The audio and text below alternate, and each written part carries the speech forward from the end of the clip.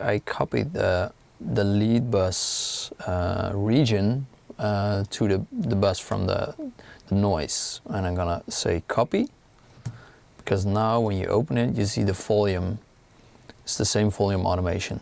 So now it's easier for me to say, okay, I want the noise on every count and with the same volume automation as the lead.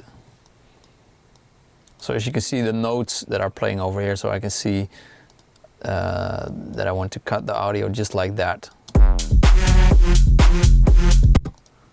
Yeah, that's it. Actually, you can hear it when it's off.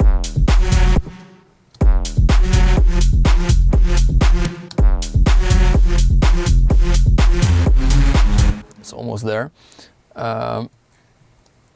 This is an effect that you don't hear when it's finished. You will not say like, oh, that noise, that's really important. But when you hear it right now without, you know it's really important to have it on.